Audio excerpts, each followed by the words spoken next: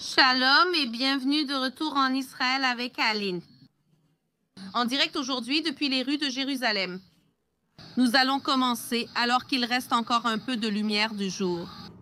Nous allons voir le coucher du soleil et terminer ce live ce soir. Nous avons beaucoup à faire et à parcourir. Et aujourd'hui, nous sommes dans la rue Le Roi David. Une rue pleine de bâtiments historiques. Beaucoup d'histoires ici qui sont en réalité des histoires inédites. Je n'en ai jamais raconté aucune sur la chaîne. Alors j'ai décidé de faire un live et de parler ici des principaux bâtiments. C'est des principales histoires qui se sont passées à cet endroit.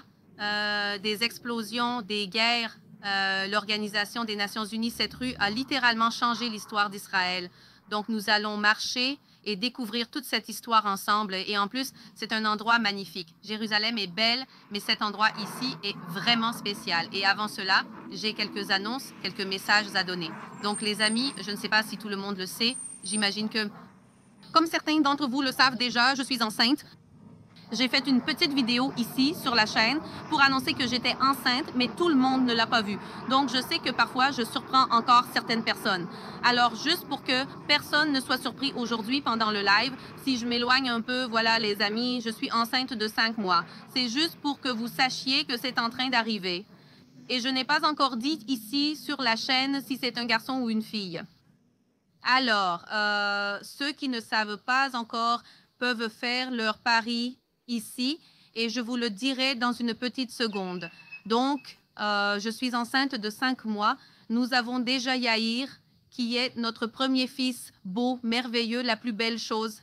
Je n'arrive généralement pas à l'amener pendant les lives parce que sinon, chaque live serait moi en train de courir après lui. Mais il est vraiment magnifique. Il a beaucoup d'énergie. Il est merveilleux, vraiment. Mes 2 messages pour vous, puis je vous dirai si ce sera un garçon ou une fille. L'autre message concerne les caravanes.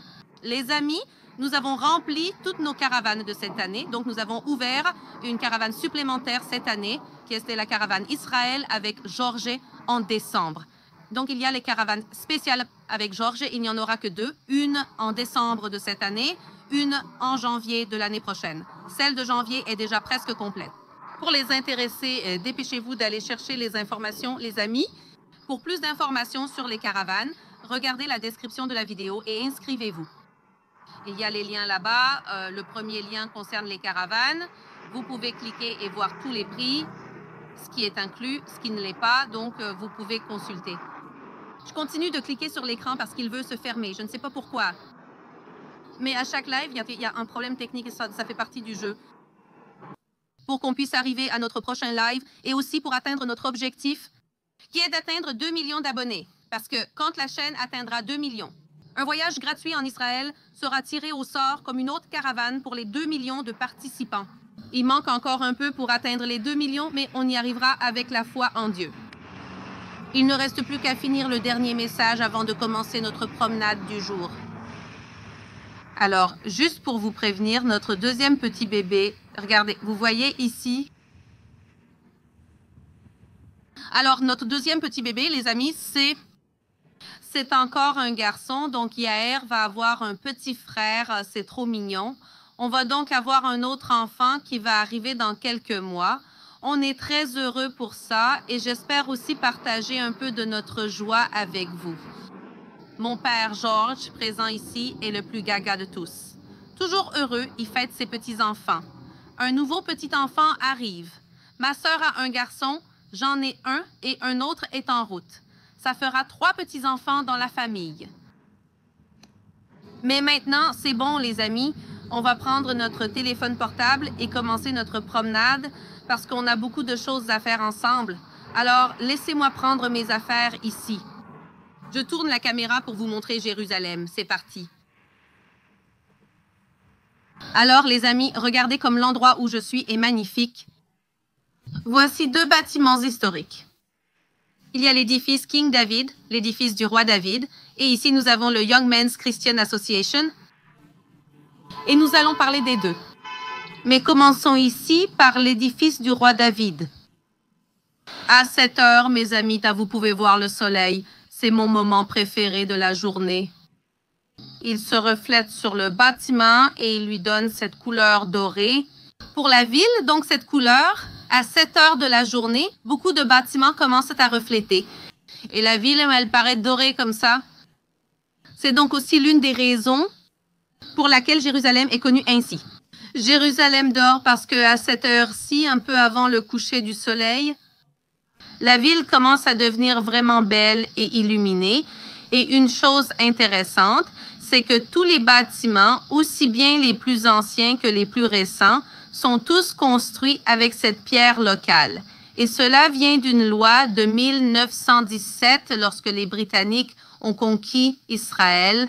Ils ont créé une loi selon laquelle tous les bâtiments de Jérusalem devaient être construits ou au moins recouverts de pierres locales. Et c'est pourquoi même les bâtiments modernes, relativement modernes, on parle d'une centaine d'années, sont construits avec ces pierres. Et même quand on voit des gratte-ciels, vous pouvez voir des gratte-ciels de 20 étages à Jérusalem. Dans certains quartiers, ils sont recouverts de pierres. Ainsi, toute la ville a la même couleur. Je passe juste par ici pour vous montrer une galerie d'art. Regardez comme c'est magnifique. Cette rue est aussi connue pour ses galeries d'art. Et il y en a certaines qui sont des antiquités et il y en a d'autres qui sont d'art moderne. Celle-ci, comme vous pouvez l'imaginer, est d'art moderne. Ici, on trouve des sculptures en verre et des peintres. Beaucoup en possèdent. Ça ici, on dirait, vous remarquez l'effet visuel? Mais ce n'est pas une toile, c'est vraiment une peinture. Mais allons là où nous avons vraiment décidé d'aller, c'est-à-dire l'hôtel King David, l'édifice du roi David. Allons à son entrée. Aujourd'hui, nous allons nous promener ensemble à Jérusalem. L'histoire de cet édifice que je vais vous raconter maintenant est une histoire qui a des parties très belles, mais aussi des parties très tragiques. Beaucoup de gens sont morts ici, dans cet édifice. Je vais tout vous raconter maintenant. Allons-y. Nous sommes presque arrivés ici. Nous sommes arrivés à l'entrée. Regardez comme c'est magnifique, vous voyez? On voit vraiment bien. On peut bien voir l'or du soleil à cette heure de la journée, parce que ça, c'est la couleur normale du bâtiment, et ici, c'est avec le reflet du soleil. Ici, c'est l'hôtel King David, l'hôtel du roi David. Il a été construit en 1931. C'est l'un des premiers hôtels ici, dans tout Jérusalem, dans toute la Terre sainte. Vous pouvez voir ici qu'il y a aussi plusieurs drapeaux internationaux. Cet hôtel a été le théâtre de nombreux événements. Voici maintenant ce que je souhaite faire. C'est poser la caméra ici, bien tranquillement, et m'asseoir pour discuter avec vous, en espérant que personne de l'hôtel ne vienne se plaindre. Que je suis ici devant l'hôtel en train de faire un live.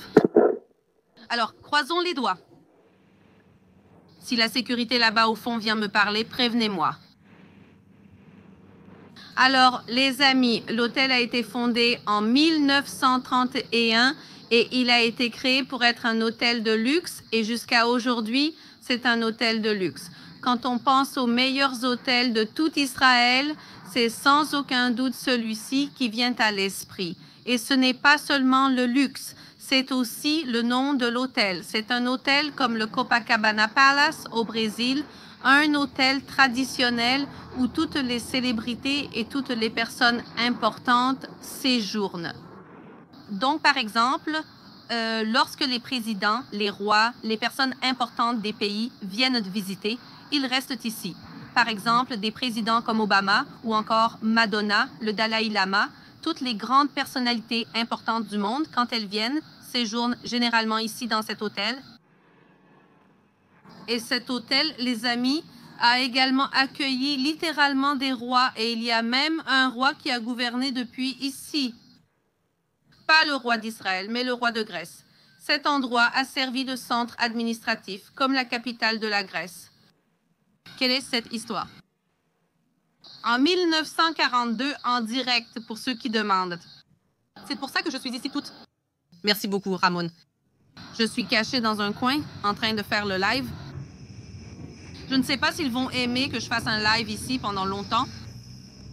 En 1942, les amis, la Grèce est envahie par les nazis et ils vont déposer le roi de l'époque qui s'appelait le roi Georges, pas le roi Georges d'Angleterre, mais bien le roi Georges de Grèce.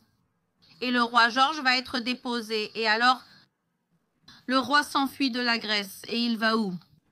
Il vient justement à Jérusalem, parmi tous les endroits du monde qu'il aurait pu choisir. Il vient justement à Jérusalem et il séjourne ici dans cet hôtel. Et depuis cet hôtel, il va gouverner la Grèce. En réalité, ce sera un gouvernement en exil. Il va en théorie gouverner, mais en pratique, ceux qui gouvernaient la Grèce étaient les nazis.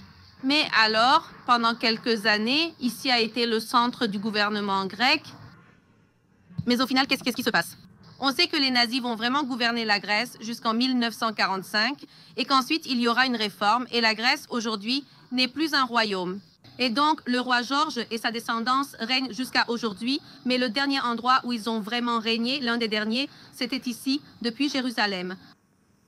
Donc, c'est intéressant que cet hôtel ait servi à des rois et même à des gouvernements. Mais il y a une histoire pas très agréable qui s'est passée ici, une histoire sur laquelle on hésite normalement à raconter ou à savoir comment la raconter. Mais je pense que si on est ici pour raconter l'histoire de l'hôtel, il est important d'en parler. Et c'est l'histoire de l'attaque de 1946. Revenons dans la ligne du temps, les amis. En 1917, les Britanniques conquièrent.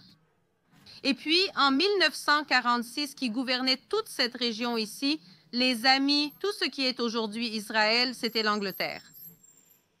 L'Angleterre gouvernait donc littéralement un quart des terres du monde, y compris la Terre sainte.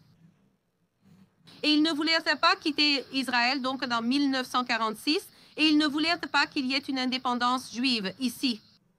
Les Arabes ne voulaient pas des Britanniques ici. Les Juifs ne voulaient pas des Britanniques ici. C'était plus ou moins chacun pour soi et tout le monde contre l'Angleterre. Pendant 30 ans, plus ce combat contre l'Angleterre et l'Angleterre n'acceptant pas l'indépendance juive, ils allaient et persécutaient toute personne qui cherchait une indépendance juive. Donc, tous les groupes qui cherchaient, par exemple, à amener des réfugiés de l'Holocauste en Israël, à organiser l'immigration juive vers Israël, à construire de nouvelles villes, à préparer une future armée. Tout ce qui était lié à la création de l'État d'Israël était interdit. Et toute personne qui était prise en train de faire cela était arrêtée et pendue. Alors, imagine que les Britanniques pendaient les Juifs en Israël, certains ici à Jérusalem, et aussi plusieurs à Acre, dans la ville d'Acre, au nord d'Israël. Il existe Acre au Brésil, mais aussi Acre dans le nord d'Israël. Donc, ce qui s'est passé, c'est qu'il y a eu ces persécutions des Britanniques contre les Juifs. Au fait, les amis, je vous recommande ma vidéo sur une usine secrète de munitions disponible sur cette chaîne. Ah, je crois que je l'ai postée vers le mois de mai. Donc, si quelqu'un veut aller chercher autour de mai ce que j'ai fait à propos de cette usine secrète, qui était justement secrète pour échapper aux Britanniques, parce que les Britanniques ne devaient pas savoir. Si jamais ils attrapaient quelqu'un en train de fabriquer des munitions pour défendre Israël, cette personne serait exécutée. Oh, et ici à Jérusalem, ce n'était pas une exception. Tout Juif qui était surpris en train de chercher l'indépendance d'Israël, non, et pas seulement les Juifs, ici toute personne locale qui était surprise en train de chercher l'indépendance d'Israël serait exécutée, et beaucoup ont été tués par les Britanniques. Et où se trouvait le quartier général britannique en 1946, l'hôtel King David. Ils prennent aussi toute la partie sud de l'hôtel, qui est l'aile de l'autre côté. Laissez-moi vous montrer toute cette partie de l'autre côté de l'hôtel. Ils la prennent et la transforment en quartier général britannique. Donc, ici se trouvaient les généraux, ici se trouvait le haut commandement de l'armée britannique, et il y avait aussi toutes les archives, pas toutes, mais les principales archives étaient ici, et ces archives, elles gardaient les informations sur qui étaient les Juifs, ce qu'ils faisaient. Tout cet appareil juif secret, il était gardé ici, et l'un des groupes qui qui était le groupe le plus militarisé parmi tous, un de ces groupes juifs qui cherchaient l'indépendance, appelé l'Irgun. L'Irgun décide de mettre fin à ce quartier général ici. Il existait plusieurs groupes qui cherchaient l'indépendance d'Israël. Par exemple, le Palmar en était un, la Ghana, l'Irgun, l'Etzer, il y avait plusieurs de ces organisations. Et l'Irgun décide de faire exploser la partie de l'hôtel qui était le quartier général. Les autres groupes juifs étaient contre, mais l'Irgun a dit non, nous allons le faire. Alors ils apportent une quantité énorme d'explosifs, les placent dans l'aile sud au sous-sol, qui était l'aile où se trouvait toute cette documentation et tous les généraux britanniques. Et alors, qu'est-ce qu'ils font? Ils appellent l'hôtel. À cette époque, la technologie était limitée, les amis. En 1946, ils placent des explosifs avec un minuteur, une petite horloge, indiquant le temps restant avant l'explosion. Alors, ils mettent le panneau et appellent l'hôtel pour prévenir. Écoutez, on a placé des explosifs dans l'hôtel. Il faut évacuer l'hôtel. Ils préviennent les Britanniques que le bâtiment va exploser et demandent à ce qu'il soit évacué. Et la personne qui répond au téléphone à l'hôtel, qu'est-ce qu'elle fait? Elle pense que c'est une blague et raccroche. Ils rappellent encore et ils préviennent. Ils préviennent. Ils ne peuvent pas venir en personne ici, mais ils appellent et préviennent et envoient des messages disant qu'il y a des explosifs dans l'aile sud et qu'il faut évacuer l'hôtel. Et qu'est-ce que le personnel de l'hôtel et les Britanniques en pensent? Qu'ils mettent. Le personnel de l'Irgun leur demande d'évacuer. Ils ne le font pas. Et cette discussion continue jusqu'à ce que l'heure de la montre arrive. Et l'aile sud va exploser sans que l'hôtel soit évacué. C'est-à-dire que l'idée n'était pas de tuer des gens ici. L'idée était d'évacuer l'hôtel, d'évacuer le quartier général afin que tous les dossiers soient détruits pour que toutes les informations qu'ils avaient sur les Juifs soient détruites. Mais malheureusement, il n'y a pas eu d'évacuation, même s'il y a eu plusieurs appels, plusieurs demandes d'évacuation et 91 personnes sont mortes dans l'explosion. Personne n'a évacué, personne n'a pris l'Irgun au sérieux. Et c'est ce qui s'est passé. Donc, c'est un chapitre très sombre de l'histoire d'Israël. C'est difficile de se mettre à la place des gens. Je veux dire, ces documents étaient utilisés pour tuer des Juifs. Une partie d'entre eux portait sur l'Holocauste. Ils étaient utilisés pour empêcher... J'observe s'il vient vers moi ou non.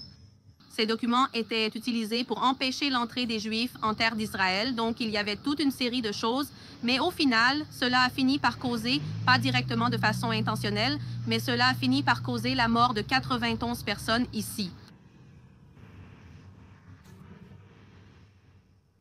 Donc, c'est vraiment une partie de l'histoire qui n'est pas belle, mais je pense qu'il est important de la raconter.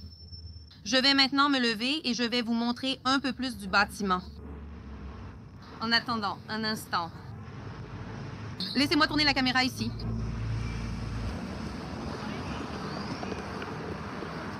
Alors, regardez ici. L'hôtel a ensuite été restauré et rouvert. Donc, de nos jours, quand on regarde l'aile sud, qui est cette aile qui a explosé, on ne voit plus aucune trace de cela. Mais cela s'est vraiment produit. Et ici, on peut voir l'entrée de l'hôtel. Vous pouvez voir qu'il y a une inscription en 3 langues. La langue principale en haut est l'anglais, parce que l'hôtel a été construit à l'époque du mandat britannique. C'est écrit en hébreu de ce côté et de ce côté aussi en arabe.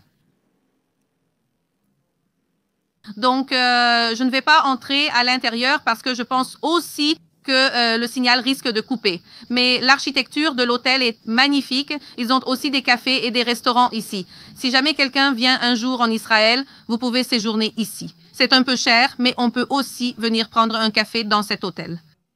Regardez, le soleil se couche déjà. Seule la partie supérieure est encore dorée. Et maintenant, on va de l'autre côté de la rue où il y a aussi un bâtiment historique très important. On peut déjà voir sa tour d'ici.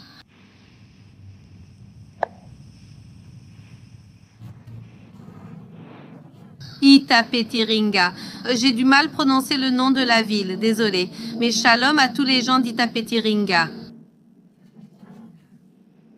Alors, shalom à tous. Oui, nous sommes en direct aujourd'hui.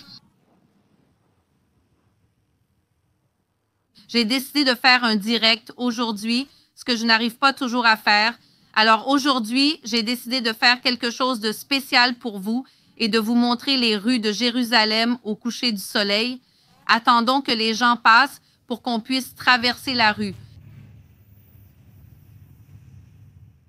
Voilà, allons-y.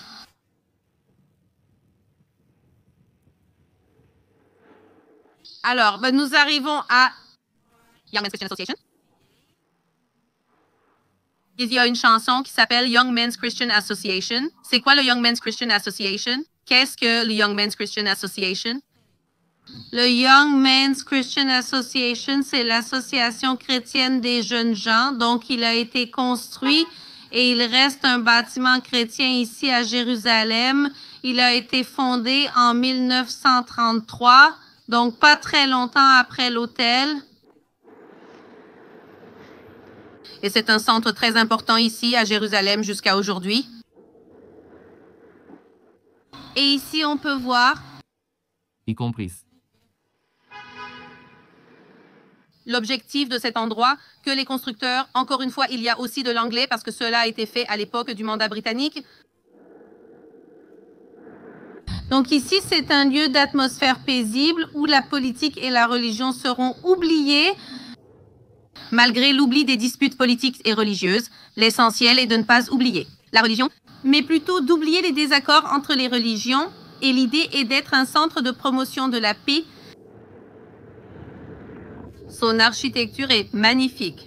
Alors, laissez-moi vous montrer ici. Admirez cette magnifique tour visible à l'horizon de Jérusalem, les amis.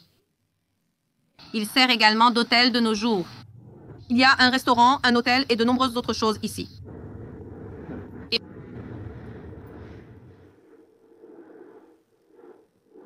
Je vais maintenant vous faire une démonstration.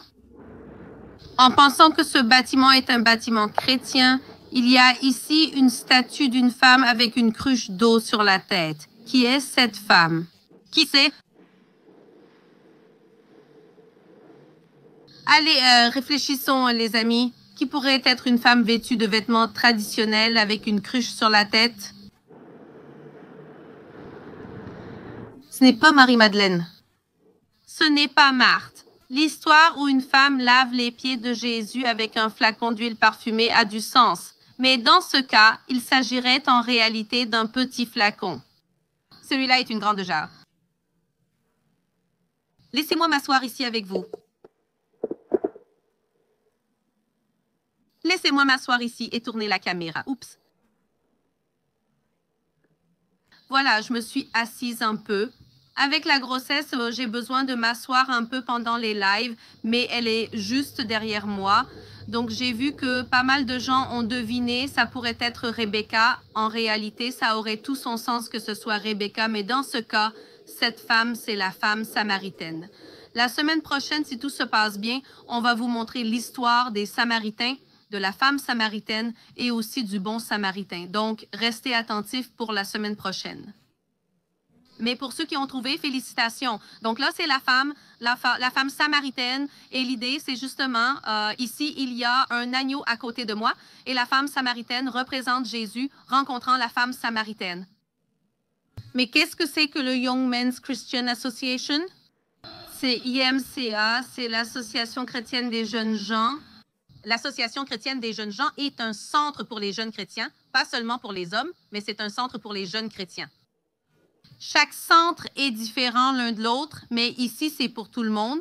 C'est pour les hommes, les femmes et aussi pour toutes les religions. Aussi bien des juifs, des chrétiens que des musulmans fréquentent cet endroit justement parce qu'il a été fondé pour être un lieu de paix et de coexistence. Il y a aussi un grand centre sportif ici, c'est le premier stade de football de Jérusalem. Il a été fondé ici, donc je vais voir après s'il me laisse entrer. Je vais passer derrière et vous montrer. Le premier stade de football de Jérusalem a été fondé ici. Il a été créé justement en même temps que le lieu, donc en 1930 et 3. Et il avait une capacité de 6 000 personnes, ce qui, si on y pense, il y a presque 100 ans. C'est un nombre significatif pour la petite population de Jérusalem.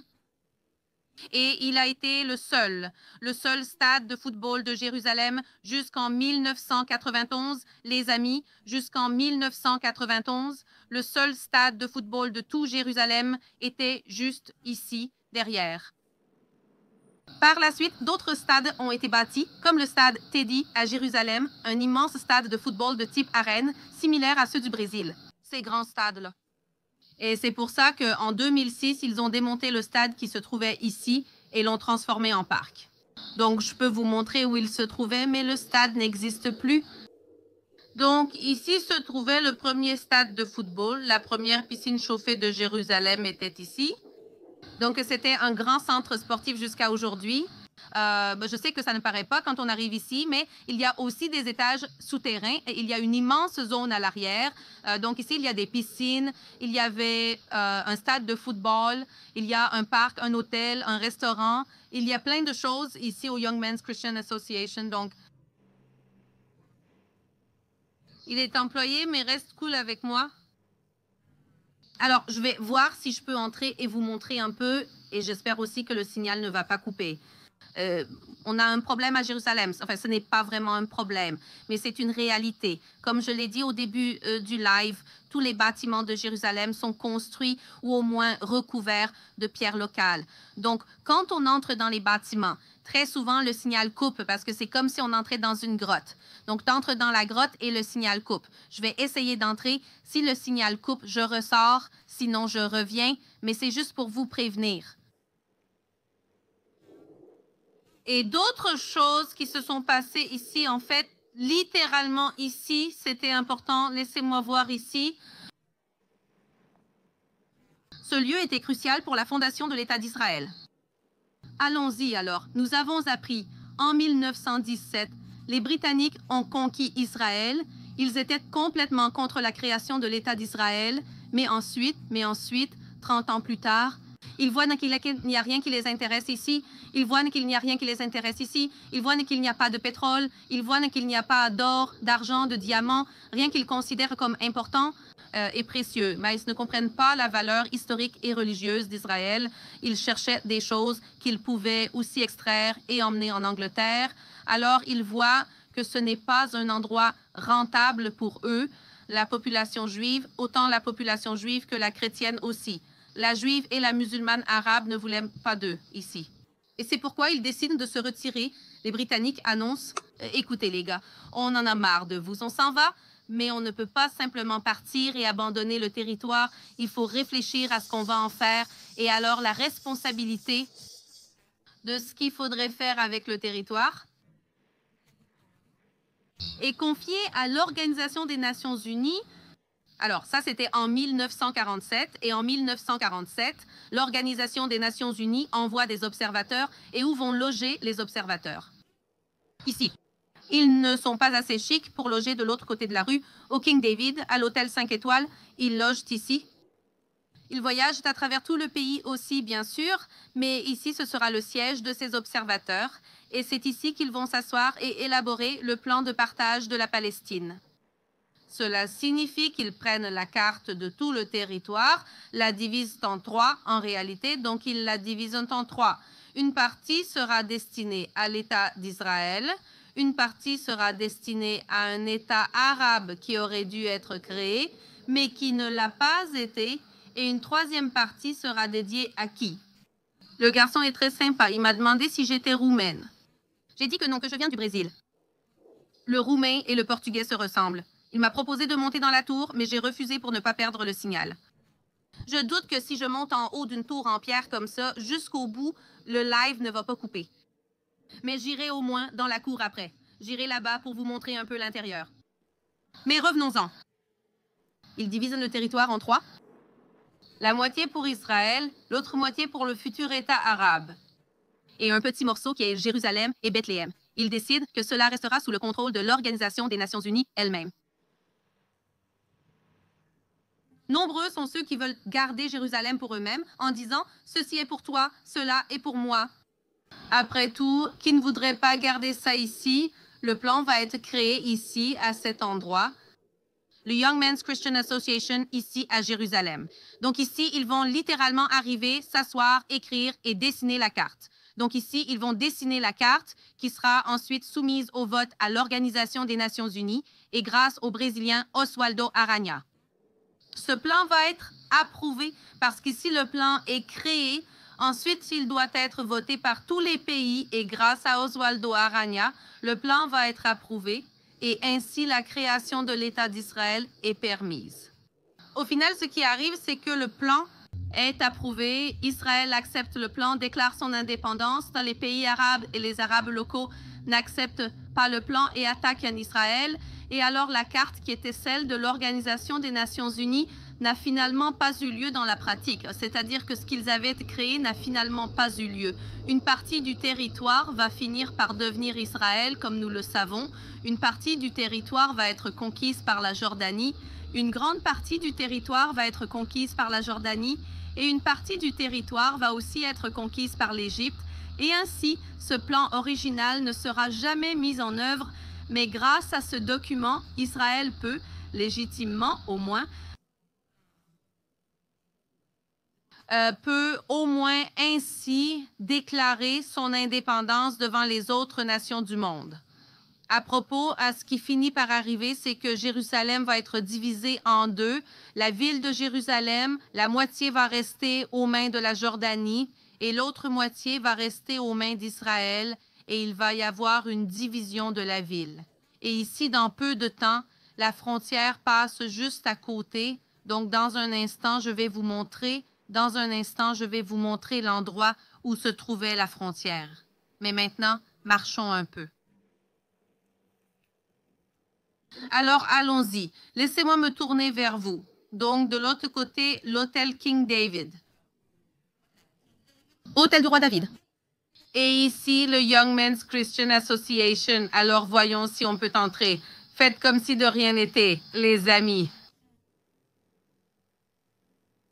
Alors, regardez comme c'est beau. Si le signal devient mauvais, dites-le moi. Mais c'est aussi un bel endroit où séjourner ici, en Israël. Et vous pouvez voir l'architecture très classique de cet endroit.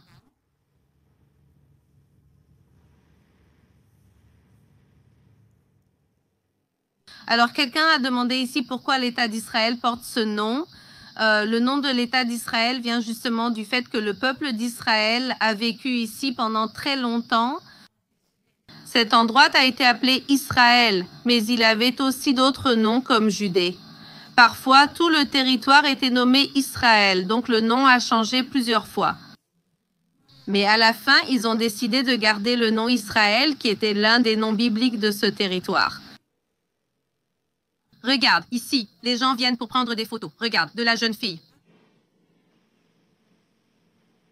Et ici, ce terrain que nous voyons et où se trouve aujourd'hui ce bâtiment, tout cela était le premier stade de football de Jérusalem. Aujourd'hui, il y a une petite fontaine, un parc. Vous voyez des gens qui passent. Il y a aussi des ballons, les gens qui passent.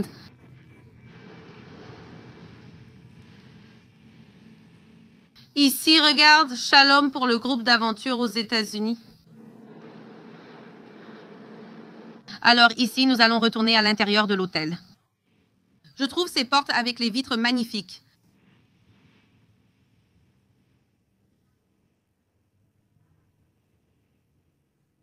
Oui, pour ceux qui disent que c'est propre. Ici, en général, Israël est très propre. Donc, on peut le constater. Ici, on voit les fondateurs de l'hôtel, des personnes importantes à l'époque du mandat britannique. Et la seule chose que je n'ai pas encore réussi à comprendre dans cette vie, que je demanderai peut-être un jour au personnel ici, c'est pourquoi les étoiles à 5 branches ici sur la fenêtre. Je comprendrais si c'était à 6 branches, mais je ne comprends pas pourquoi celle à 5 branches. Donc, si quelqu'un peut m'expliquer, dites-le moi dans les commentaires. Oh, les amis, pour monter à la tour, je vais devoir prendre l'ascenseur et il n'y a aucune chance que ce live ne se déconnecte pas. Je m'excuse d'être arrivé en retard là-haut. Si possible, je reviendrai un autre jour pour enregistrer et poster la vidéo. Comme ça marchera. Et ici. Regardez encore une fois la belle façade de cette tour.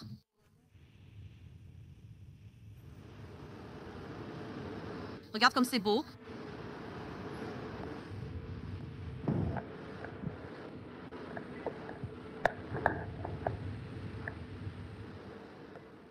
Je lis ici quelques-uns de vos commentaires. Oh. Oh, oh, oh. Alors, allons-y. Nous allons maintenant continuer notre promenade dans cette rue. Amis, quel est le nom de cette rue? Elle s'appelle la rue du roi David. Pourquoi? Justement à cause de l'hôtel. L'hôtel est antérieur à la rue. Il faut se rappeler qu'il n'y avait pratiquement rien ici quand ces constructions ont été faites, parce qu'on est à l'extérieur des murailles de la vieille ville. Donc ici, c'était une zone très ouverte. Quand ils ont été construits, il n'y avait pratiquement rien, et c'est pour ça que l'hôtel a été construit. Et ensuite, quand la rue a vraiment été officialisée, ils ont décidé, regardez, quelle est cette rue? Cette rue de l'hôtel Le Roi David. Et c'est pour cela que la rue a été nommée la rue du Roi David. Alors, continuons à marcher. Allison veut venir en Israël. Alors, les amis, ceux qui veulent venir en Israël sont invités à rejoindre nos merveilleuses caravanes. Nous faisons vraiment de notre mieux pour que ce soit un voyage transformateur et inoubliable. Nous avons la caravane Israël avec Aline, la caravane Israël avec Yorgé. Il y a des caravanes évangéliques, catholiques. Il y a plusieurs options pour que vous puissiez choisir. Et voilà, c'est tout.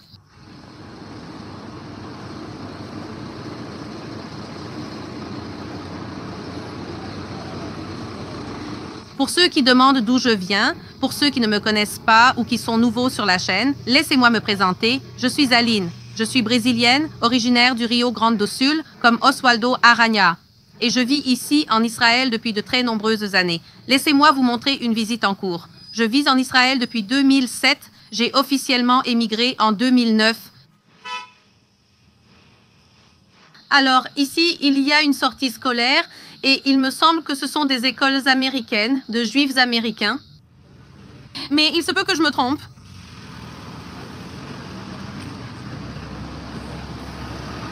Alors, allons traverser ici.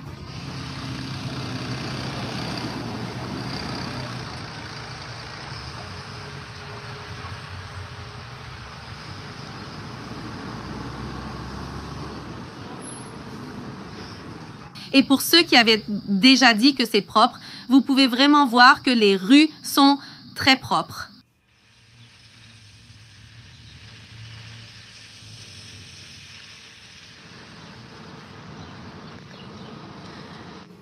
Quelque chose. Mon idée originale, j'avais pensé vous montrer un festival de nourriture à Hygiena, mais aujourd'hui, il n'y en a pas le dimanche, le festival de nourriture. Je vais essayer de le filmer un peu cette semaine pour vous montrer, peut-être avec une petite vidéo en plus. Pour ceux qui l'ignorent, nous avons en réalité 2 chaînes YouTube. Une troisième arrive, mais je n'en parlerai pas encore aujourd'hui. De quoi parle la troisième? Mais notre deuxième chaîne. Sur notre deuxième chaîne YouTube, elle s'appelle Mini Israël avec Aline, où nous postons des mini-vidéos et des petites choses. J'ai posté là-bas cette semaine. En fait, je vais poster aujourd'hui à la fin de la journée. Je vais poster aujourd'hui à la fin de la journée à propos de toilettes de l'époque de Jésus, littéralement des toilettes.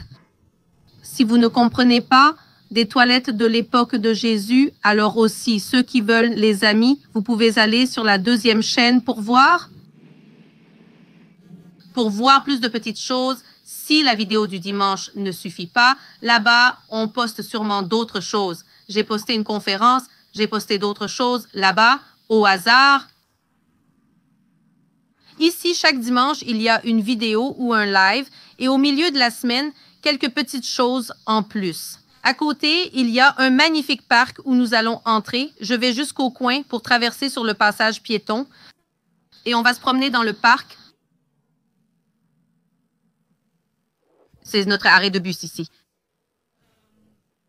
Je n'ai pas de voiture, donc je vise ici en prenant le bus et il y a quelque chose que j'aime beaucoup qui existe ici depuis quelques années. Sur tous les arrêts de bus, le numéro de la ligne et sa destination sont indiqués. La ligne 13 va à Talpio, c'est écrit en hébreu, anglais et arabe, et passe dans 4 minutes, puis à nouveau dans 16 minutes. Donc, ça nous aide beaucoup quand on est ici parce que tu arrives et tu sais exactement dans combien de minutes. Tu vois ici les bus de transport public. On peut savoir exactement dans combien de minutes ils passent aussi. Les applications nous donnent ça l'information en temps réel parce que tous les bus ont un système de positionnement global à l'intérieur. Donc, le système de positionnement global des bus transmet à un certain système.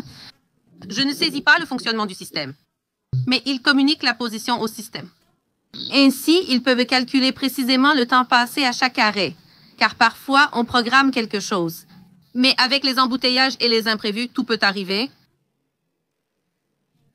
C'est ça. Allons-y maintenant. On va passer le feu de signalisation dans un petit moment.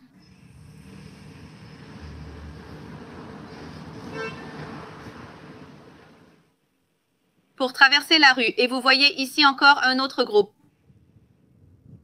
de touristes qui passent.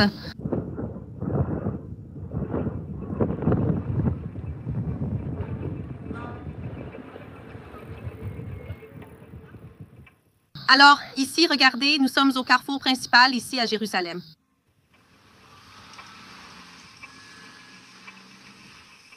Ici, un carrefour. Ici, il y a aussi un autre hôtel chic. Celui-ci, c'est l'hôtel Imbo. Ici, dans cette rue aussi, là-bas, il y a l'hôtel Dom Panorama, qui est aussi un autre hôtel. Celui-ci, c'est l'hôtel Roi Salomon. C'est-à-dire, il y a pas mal d'hôtels dans cette zone de la ville.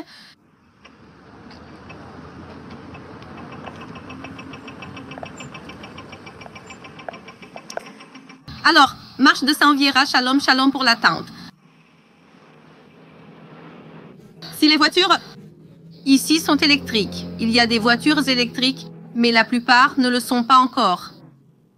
La plupart des voitures sont donc à essence, comme nous le savons. Ce qu'il y a beaucoup maintenant, ce sont les bus électriques. À Jérusalem, certaines lignes de bus, comme la ligne 15, sont entièrement équipées de véhicules électriques. Ils remplacent petit à petit les bus diesel ou essence par des bus électriques.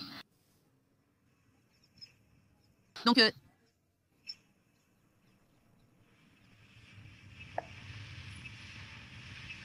laisse-moi voir.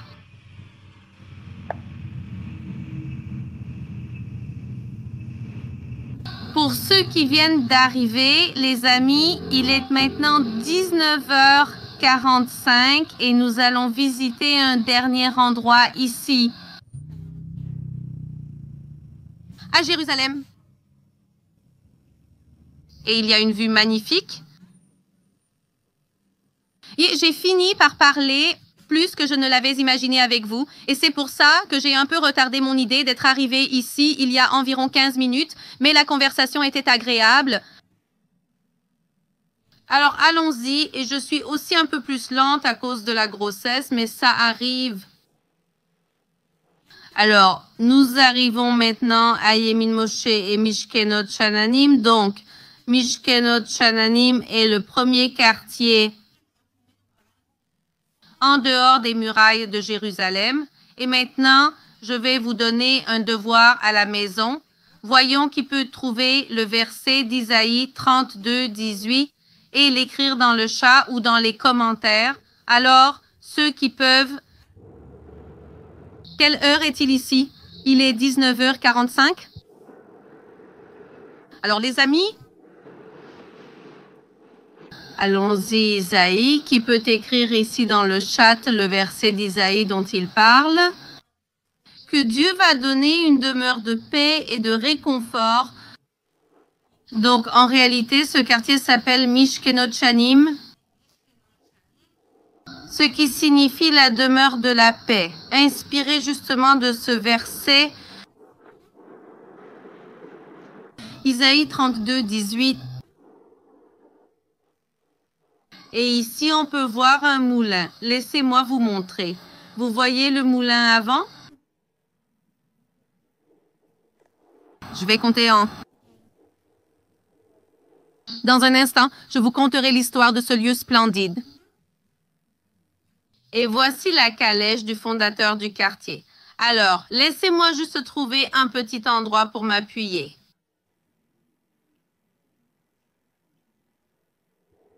Pour poser mon téléphone portable,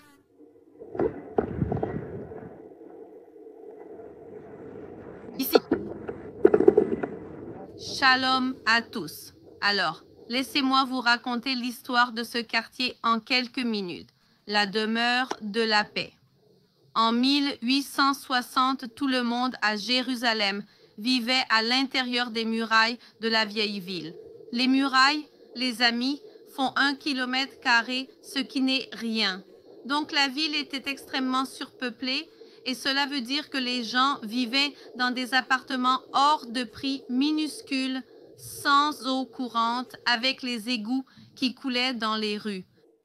C'était une époque terrible pour vivre à Jérusalem avec des rats et des maladies. Et c'est pour cela que Montefiore, qui est un philanthrope juif anglais, le propriétaire de la calèche que nous venons de voir, décide de faire une révolution. Construire le premier quartier en dehors des murailles, qui est là où nous sommes maintenant. Pour nous, un quartier en dehors des murailles est banal, mais à l'époque, cela avait quelque chose de particulier. Qu'est-ce que cela a de spécial? À cette époque-là, être en dehors des murailles signifiait que tu pouvais être attaqué par des bédouins, des voleurs. C'est-à-dire, les murailles servaient de protection. C'est comme si tu étais au milieu de nulle part, sans rien ni personne pour te protéger. Alors, il construit le quartier, il fait un moulin qu'on a vu. Regarde ici ce moulin. Il fait aussi ce moulin pour donner du travail aux gens. L'idée, c'est que les maisons ici dans le quartier allaient être distribuées gratuitement. Ma maison, ma vie à Jérusalem en 1860. Donc, l'idée était de distribuer les maisons gratuitement ici pendant une période de 3 ans. Chaque famille pouvait y vivre gratuitement pendant 3 ans. L'idée de ces 3 ans était que la personne ne paierait pas de loyer, économiserait de l'argent pour s'organiser et ensuite vivre dans un meilleur endroit. Alors, ils avaient ici un moulin pour travailler parce que ce moulin, avant, moulait du blé. Donc, les gens pouvaient avoir un métier ici en travaillant au moulin et pouvaient vivre gratuitement, économiser de l'argent. Et c'était un projet super sympa de Montefiore. Et combien de familles ont décidé qu'elles allaient vivre ici dans le quartier? 0. Personne ne voulait vivre ici, même gratuitement. Parce que ce qui se passe, c'est que personne ne voulait vivre ici, même gratuitement, parce que les gens avaient peur. Alors Montefiore a dit, je ne vais pas seulement vous donner les maisons gratuitement, vous donner du travail, mais je vais aussi vous payer pour vivre ici. Et ainsi, en payant certaines personnes, elles ont commencé à habiter ici et petit à petit, les gens ont commencé à perdre leur peur. Et ici, c'est le toit de la première maison. Et finalement, le projet a été un succès.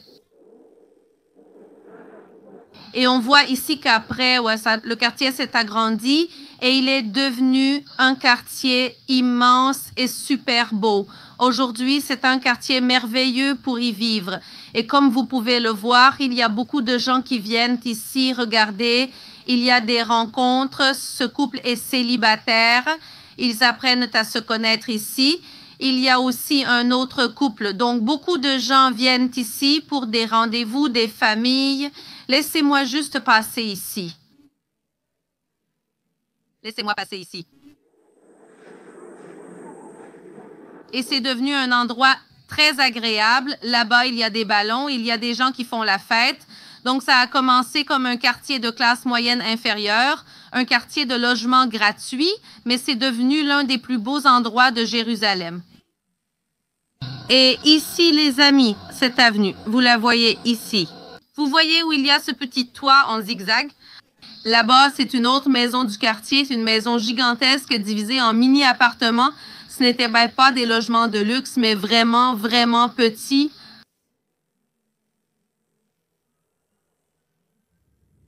Là-bas, regardez, vous voyez encore un petit couple en rendez-vous.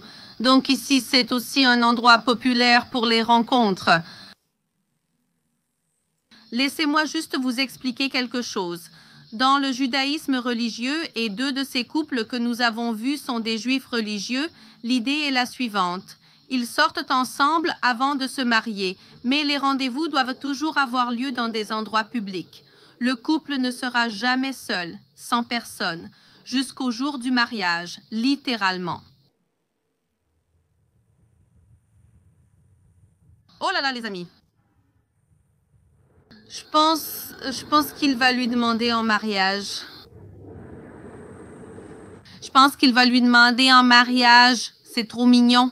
Je ne vais pas m'approcher davantage pour ne pas déranger, mais je crois qu'elle est en train de lui faire sa demande.